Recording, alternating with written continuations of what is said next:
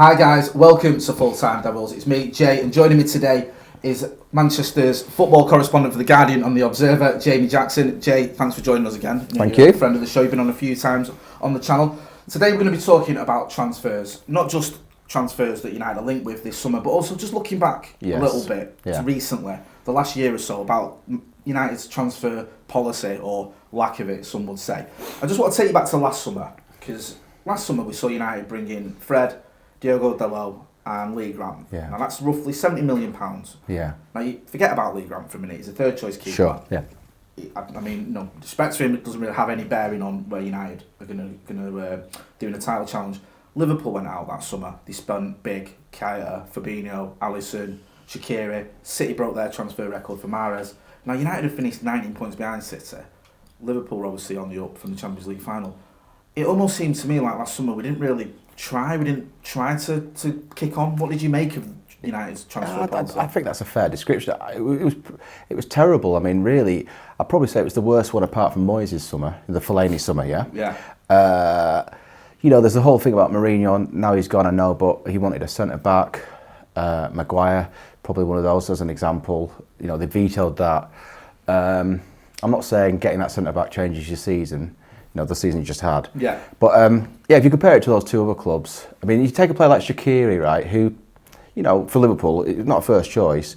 He's probably not even a first choice substitute, if you know what I mean. He's a substitute, he doesn't get on all the time, but he's still strengthened that squad. And for United to even be in a position where they can buy a player who, like a Shaqiri, who what they need is first team ready players. Never mind a Shaqiri who just is a bit of a bonus and a bit of not a luxury, but just give you a little. And that's the big difference, and that's why it was a terrible summer. I mean, I did the pre-season tour. First press conference, Mourinho, UCLA saying it's going to be a bad pre-season. And then, I remember writing a piece at the time for The Guardian saying, why has he done this? He's a man manager, but anything else. He's got to... Okay, he was saying that because he was missing loads of players because of the World Cup breaks. But so was City, so was Liverpool. Just get over it. He arrived there and I think it's fair to say he looked like he was sulking, and he continued like that. So that was last summer. I mean, you look at those players, Dalot, I think he's done all right. Yeah. The season just gone. I'm not saying he's been amazing, but he looks half decent to me. But let's wait and see. Yeah, there's football's so sort of full of quick judgments. Fred looked better towards the end of the season, or when he started getting the team under Solskjaer. Shame Herrera left. Really, the reason he left was they dragged the feet. And remember, he got Player of the Season a couple of years back, and he still hadn't got the offer he wanted. They dragged the feet. Solskjaer comes and says, "Right, I definitely want this guy," but it was too late. From Herrera's point of view, in terms of the money he'd been offered and the kind of not feeling wanted. Yeah. So he's gone. That's kind of a player you're down. So this summer, it's another big summer for United, isn't it? I've been saying it ever since Ferguson left. It is, and we'll get on to that. I just want going back to that. You mentioned there, Fred, who under Ollie got his chance. Now under Jose, I mean, I remember, I think it was a Juventus game at home. Yeah. We're losing. You don't bring him on. He almost makes the statement, "I've got no one I could have brought on." I mean, did Jose want him? What's going on there? It just looks odd. You know what he smacked off, Fred, to me, as a player who wasn't his first choice, Mourinho, in the market, and he might have been 3 or 4, and because he couldn't get who he wanted, maybe, he ended up with him, because otherwise, why didn't he really work? Yeah. I don't know, I mean, it's interesting, City wanted him, the previous January, was it? Yeah. Or maybe it was that summer, and, he went to United. I don't know. I mean, it was just another example of how weird the whole Mourinho thing unfolded. But he did look to me like a player who wasn't his number one choice.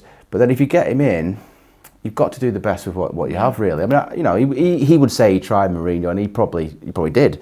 But it's interesting how he started to look slightly better under Solskjaer, probably because the manager's trying to manage him in a good way and just do the sort of things you're supposed to do as a manager. But if you're looking at two major signings, well, actually in Dalot and Fred, but I want to correct that. One major signing in Fred, who's an established Shakhtar Donetsk player, and an unproven right back who can also play left back, 19-year-old Dalot.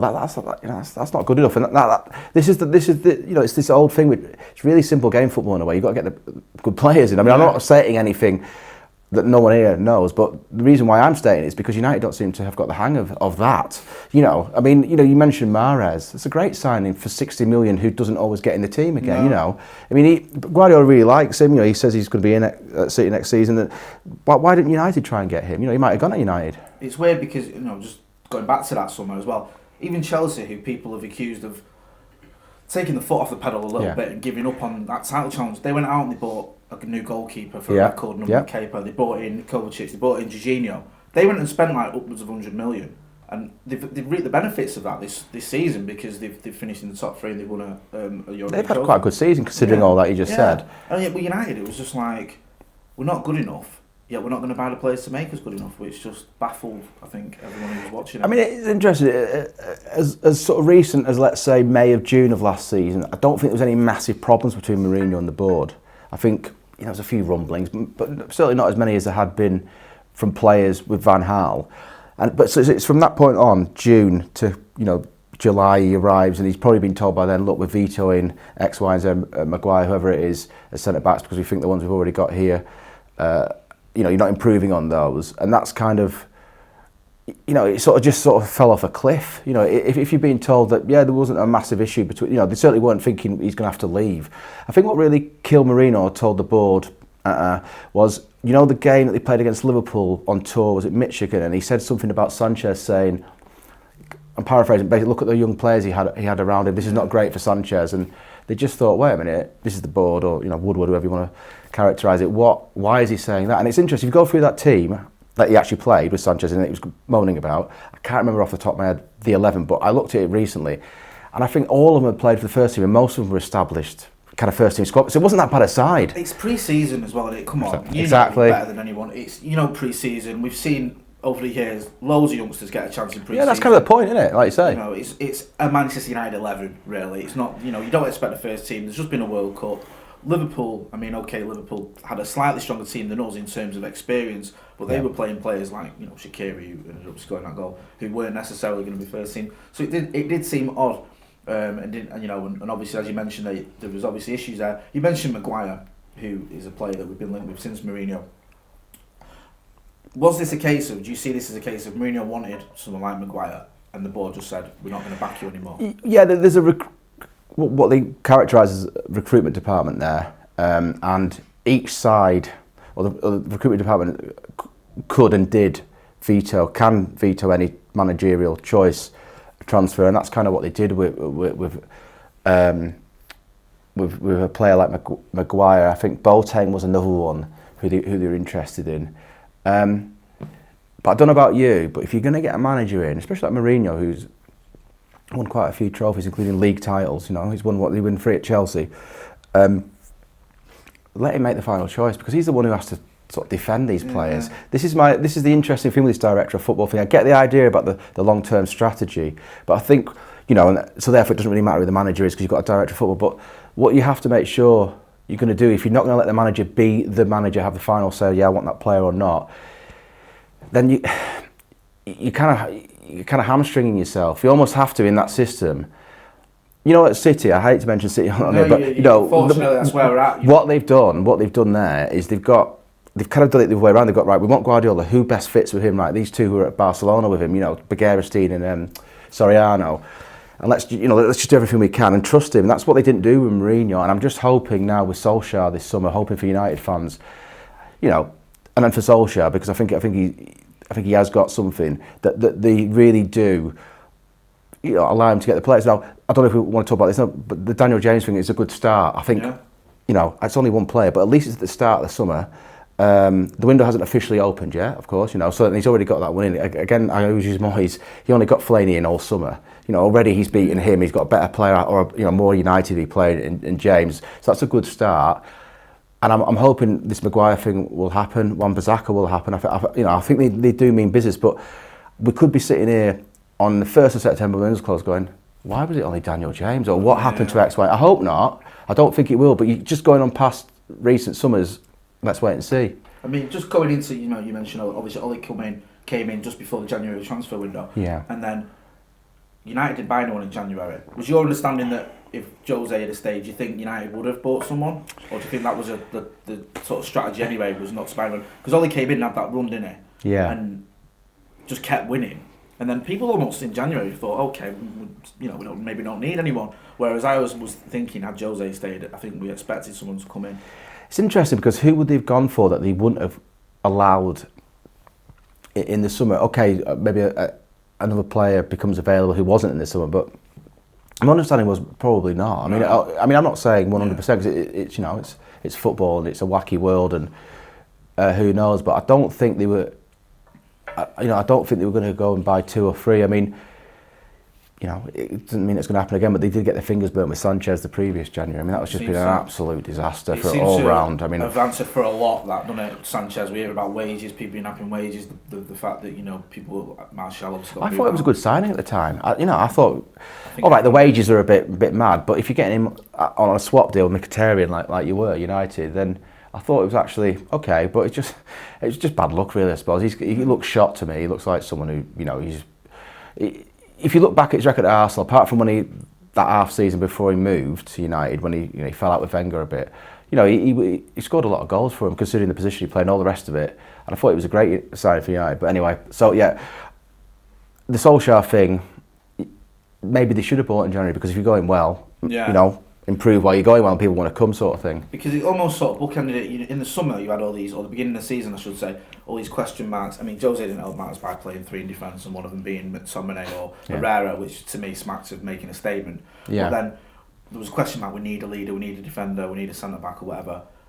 We had that great run where people weren't as sort of vocal about it, and then towards the end of the season, everyone's saying we need a leader, we need a centre back, we need a defender, and it seems like now we're back to where we were last summer in that sort of conversation. The big thing that he would say, and he has said, Solskjaer, about why it kind of fell apart is that the fitness wasn't there when he arrived, and even though they went to Dubai, was it? I think it was Dubai. Dubai before the Spurs game. Yeah, I think you're right. And he tried to get fitness up there.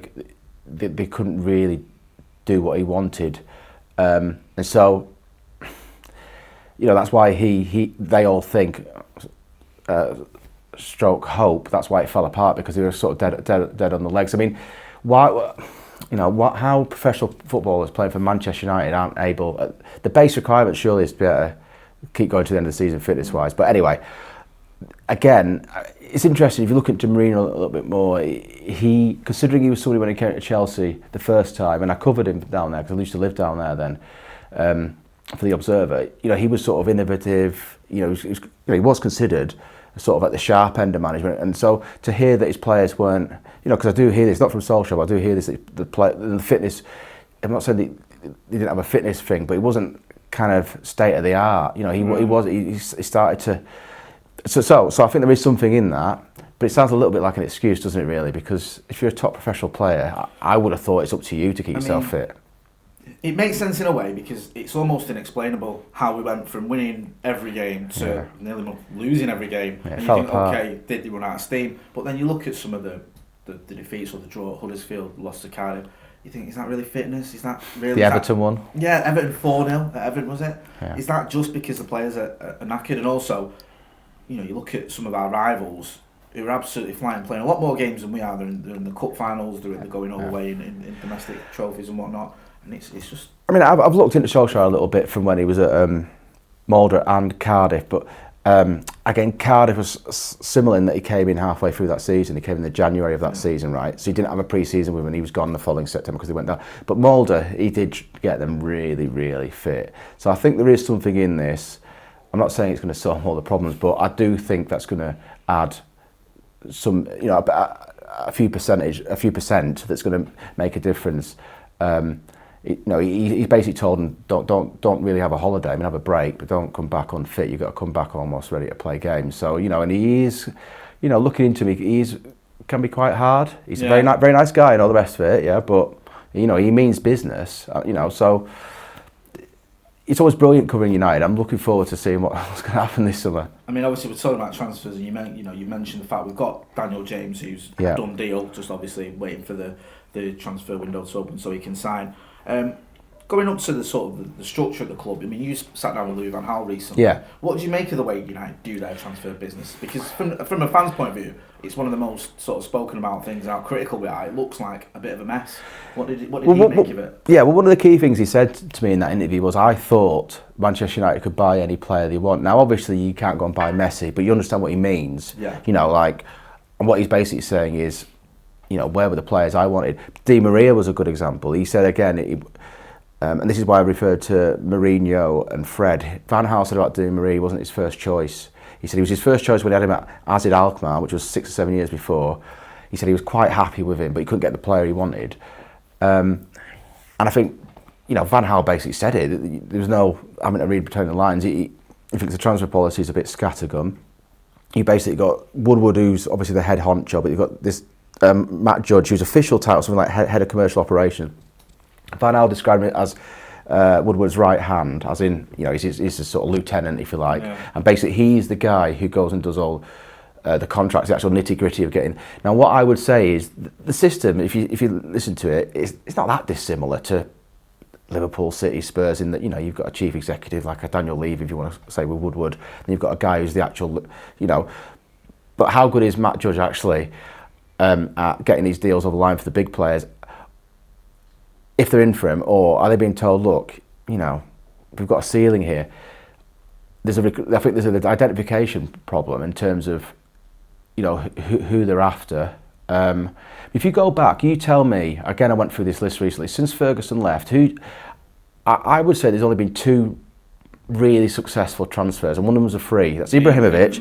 And the other one I'm going to say, a lot of fans and Bocci might not agree, but I think is Pogba. I think he's a very good player. He's easily good enough for Manchester United, but the problem he's got is he's surrounded by a lot of average. But that's 2 players, and you can argue about one of them maybe in 6 years. So, and this is what Van Gaal was saying, like, basically, what was going on? You know, this is it's not great. I mean, yeah, I get where you're coming from. Some people may argue, you could name it Herrera or whatever. Okay, yeah. But I get where you're coming from. You look at the amount of signings we've had. Yeah. And like the Sanchez one, you look at someone like Di Maria. I don't think many people were complaining when Di Maria or Falcao. And it was a British record at the time, Di Maria, you know. Di Maria comes, Falcao comes, you think. But again, it sort of fits what you're saying. But also using the right way. But also the reason why a Di Maria stands out is if you've got a successful team, you can afford to buy the odd dud, and it doesn't really kill you. But when you're struggling, like United have been to recover from Ferguson, you know, like you get a Di Maria and it's almost like he has to work, otherwise because there isn't really, you know, there isn't a really high level selection of players around him. I mean, Falcao, he was interested. He said about Schweinsteiger, Van Gaal. He said that was one he actually seemed to defend. Falcao, he wasn't keen on, I don't think. Di Maria he wasn't, but Schweinsteiger, he said, well, he basically said, I thought that could have worked. But he said, why did we get him? Because he was free, you know, more or less from Bayern Munich. So, you know, this idea that it's a mess. I mean, I know you say it's not that dissimilar from other clubs, but when you've got a manager saying, you know, I wasn't that keen on this player, we're getting him anyway, big money. Yes. It does worry us. Yeah, what I meant the structure is kind of not dissimilar, but the way it actually works, goes into action is maybe the best. Yeah. Do you think, just quickly on the director of football, do you think that's something that's going to happen? Because we've been talking about this for 6 years, me and you've spoken about this in the past. Do you think it's going to happen? Well, you know, last August I was told it's going to be a director of football. Now it's going to be a technical director who isn't really going to be a head honcho, as I say. So it doesn't really matter who the manager is. This entity is still going to be there, come what may. It's going to be technical directors. It's been diluted. It sounds to me like a glorified scout. Right, okay. To me, stroke transfer ambassador. So that's why someone like Ferdinand was in for it, because he's got the sort of allure, and I get that bit of glamour. You know, he lifted the European Cup for you. You know, he's a good player for you. He can maybe attract, but in terms of expertise in this field, where he's not had any experience, I would say, and it's an obvious one, Van der Sar is more the person I would go for, because he went into Ajax originally as a businessman. He didn't go in on the football side. He went in as a so he's got that business experience and obviously he knows football. Yeah. You understand what I mean? So that's who I would go for. But apparently, whoever it is going to be sort of working alongside the manager, sort of with a view to the long-term strategy of the squad, which is all fine. But I'm not too sure where is this person? As you just mentioned, where is this person? I mean, we I don't know if there's any truth to it. Darren Fletcher was in the mix. I hear he is, but he's not for this role. It's more to do maybe with something to do with maybe part of the sort of transfer committee. What I was told recently was is that I could describe it as a transfer committee, but that's not how they would. It's effectively that's not what they would call it. And Fletcher, I wasn't, Fletcher from what I understand from elsewhere is is of interest, but not for that technical director role. But maybe that's changed because things seem to. It's clear as mud, isn't it? And I know you're obviously getting your sources and people talking to you, but I don't think anyone knows what's going on at the minute. And it does seem, when you say like Darren Fletcher and Rio Ferdinand, great names. You just see why him in particular, why that person in particular. I mean, at least Van der Sar, like you say, he's got that experience. I think Woodward was impressed with Ferdinand. Yeah. I think he does rate his football knowledge, and I think Ferdinand, certainly last time I did anything on it, was interested in this role. Whether that has changed, whether whether it's still going to be him, I don't know. I mean, it has to work, really. I suppose what I'm trying to say is why would you not go for someone like Van der Sar? I'm not saying he would leave Ajax, but and there are other examples out there. It doesn't have to be Van der Sar as in an ex-United for me. There's a guy at Norwich called Stuart Webber who I think they might be looking at, who basically is, Norwich are now up, and he's basically gone in there and it's like, right, this is his gig. We're going to trust you, and he's appointed the manager. He's good with transfers. He's a smart cookie. Someone like that, who's actually got a bit of a track record. So when he goes in there, he kind of knows what he's doing. It's obvious, I mean, we all love Rio and Darren Fletcher. Obviously, it's just you worry sometimes that is this the right role for them? I mean, I don't think too many people have been complaining if they came in, because at least the football men, the United men, definitely legends. Yeah. So from that side of things, it's just okay. Is there going to be an element of learning on the job, which worries me a little bit? Just looking at this summer, you mentioned a couple of players there. Wan-Bissaka, United have obviously well documented, gone in for another bid for him. Do you see that happening? Do you see them? Because I think there's a disparity between what Palace want and what United. I tell you what, I certainly see them going back again, and if they really want him, they can have him. Within reason. I don't mean you go and pay 150 million, but I think we'll go in again, and I think they're going to have to get over this thing of, it's Manchester United, so therefore we get charged more.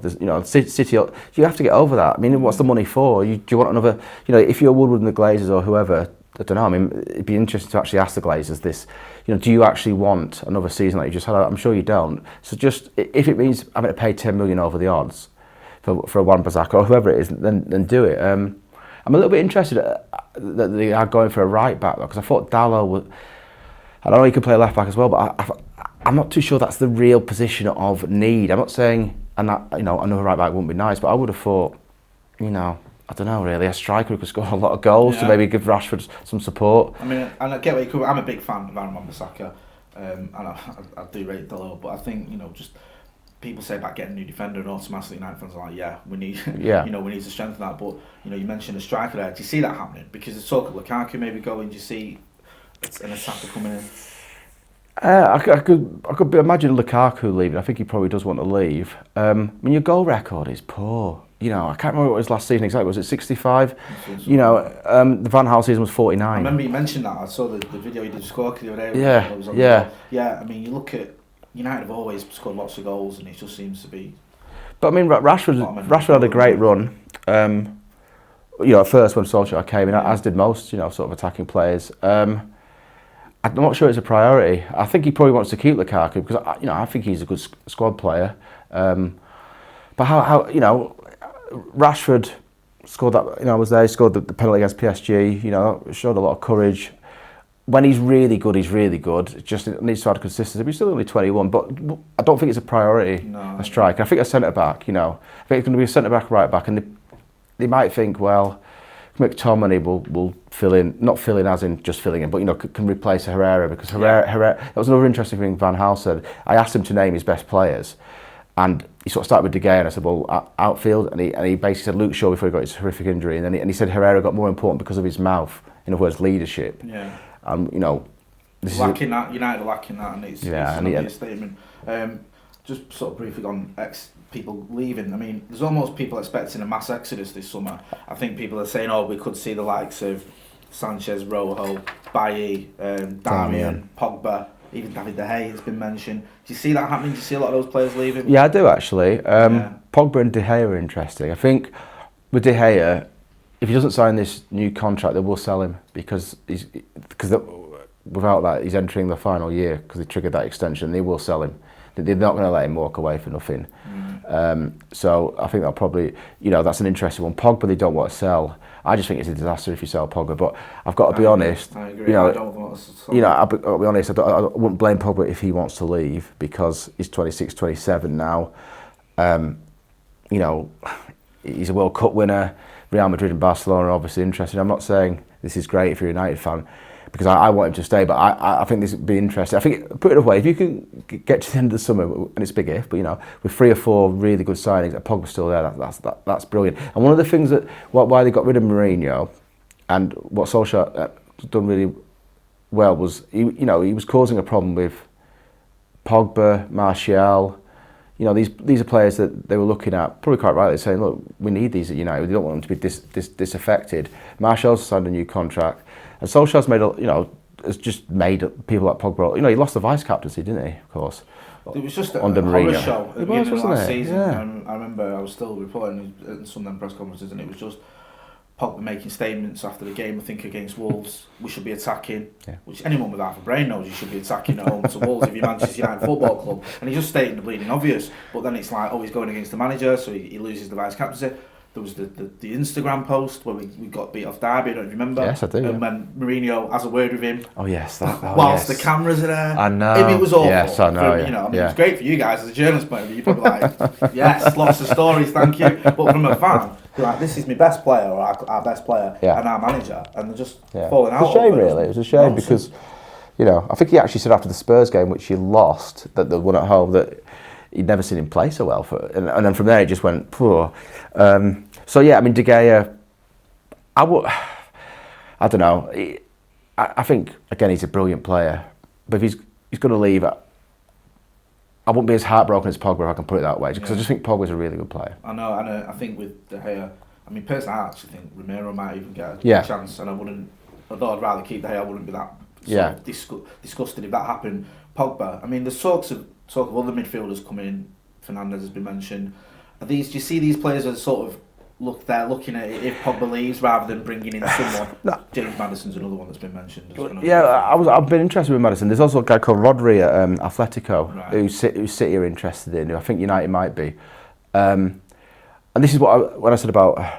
Maddison is more of a number 10 out of what I've seen him. Further forward, than Pogba. But maybe we could just, maybe you do need strengthening that part. But I think he's very difficult. I don't see a lot of him because obviously he plays for Leicester. I don't cover them. But from what I've seen of him live, I was impressed. But yeah, this is, if you look at your midfield, if you look at Matic, is Solskjaer looking at Matic thinking squad player but not first choice in an ideal world? Yeah, which means having to add. So that's maybe why he's looking at someone like if he is looking, I don't know for sure, but if someone like a Rodri, that sort of player who plays that sort of role. McTominay, I think will be you'll start the season's first choice. Yeah, I think Solskjaer's already mentioned that McTominay's a big part of his plans. I understand why some fans maybe look at him and think, but I actually think he's decent in that role. Played well against Barcelona. Yeah, which I think sort of tells you everything you need to know. So a player can have a good game against them, especially at home. I think, and we've seen a lot. It's early days again, and this again relates to the issue of. Because it's not a winning team or you're on the back foot, you're almost having to. You're in this position where you're hoping players like McTominay step up rather than saying, okay, right, we've got David Silva, we've got Kevin De Bruyne, we know what they're going to bring. Yeah. So McTominay, let's hope he will do. It doesn't matter if not. And this is the issue.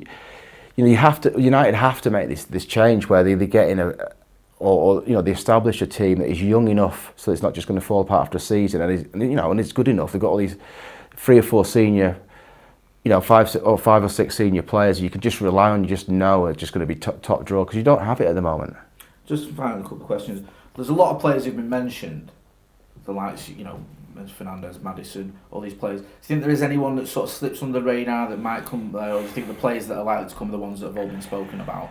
Because, almost every player, to be fair, could be available in link with United. Do you see any surprises this summer from United? Or do you think it's probably going to be one of the players that people mention?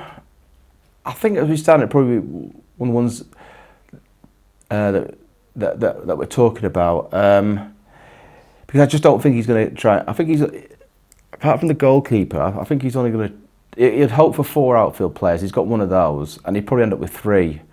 just because of the practicalities of it. So no, I'm not saying there won't be any surprises because we are only in June, further down the line. But as we stand, I think it's kind of well established the position and and the players he wants. I don't know. It just seems you're 32 points behind City and 32 points above Cardiff, I'm afraid, with the final drop. There's so many stats that are just deflating as a United fan. There's one of them. We're as close to Cardiff as we are to Manchester City. Just finally, Jay, on that topic, where do you see United finishing next season? Do you see it getting any better, or do you think this is going to be? I think it will. I think it will. I think it will be better because I think I'm going to be optimistic for United fans. I think if it's only, and I don't mean to be rude, but if it's only Daniel James and one other senior player you're getting this summer, I still think they'll be fitter. They'll know Solskjaer more. So I think it will be an improvement. If you ask me what success is, top 4, I'm afraid, next season. If you could challenge for the title, properly, that would be amazing. That'd be like magic. Top 4 now, I'd be happy with that. Yeah. People may criticise that, but I think that's where we're at. And if you look at the top 2, Liverpool and City, they're so far ahead of us at the moment. It pains me to say that, but that's the realism of the Europa League, I think. Yeah. I know you've won it 2 years ago, was it? Yeah. 2017, yeah. But I think that might be. I think you do a good run in there, whoever you get, because I just think, look at Chelsea, look what United did. So I think there's that. Whether I know it's not Champions League, but that might be another route into the Champions League next. Well, Jose did that, didn't he? Yeah, he did. Yeah. In January, more or less, focusing on the Europa League, and to be fair, it worked for him because I remember some of the teams he put out in the league were almost like he was resting players for the Europa League. I'm not saying that's what we should do, but that is a good avenue. You've seen English teams have done well in it. An All English final. But I mean, if you finish top 4. There's ways of finishing top 4 as well. If you finish top 4 and you've been, playing good stuff, I think most United fans go, yes, we're on an upward curve. Because what that also means, obviously, is the manager's there for another summer. Yeah. There's none of that palaver about is he leaving. Players want to come more. You know what I mean? Yeah, you need a bit of stability. I will just ask one last question, Jay. You mentioned that as well. Do you think Ole could be under pressure? Because I've been speaking about this a lot, and people say, "Oh, you're mad," but because of that run we had, I'm just thinking if he has another poor start, do you think? My answer to this question is always, let's say you'd ended well and you got top 4. If you lose your opening 3, I think you're under pressure as United manager. So I don't really think it changes too much. That's a very good point, to be fair, yeah. But I think maybe the difference is because you had that bad run. If you lose the first 2, it's slightly quicker. I don't really think it makes too much difference. The fixtures are out quite soon, right? Aren't they? Yeah, Thursday. I think is it this Thursday? So hopefully it won't be like we had. I think it was in Moyes where we had like City, Liverpool, and Chelsea in the first 4 games. So I don't know. I'd like to think that this time next year, next June, he's still the manager. Yeah. You finish top 4, and this is looking half hopeful for basically the first time in sort of what would be then 7 years or so. Sorry for deflating everyone here, but this is where we're at United. Are you following United in the summer then? Will you be going to it's Perth, Singapore and China, isn't it? Singapore and China, it's a tough gig you've got. Jamie, thanks for joining us, mate. Thanks for speaking to us. Guys, that's been Jamie Jackson. You can check out him on The Guardian and Observer. Don't forget to hit subscribe as well. We'll have lots more transfer news coming up with our Transfer Daily. Thanks for watching.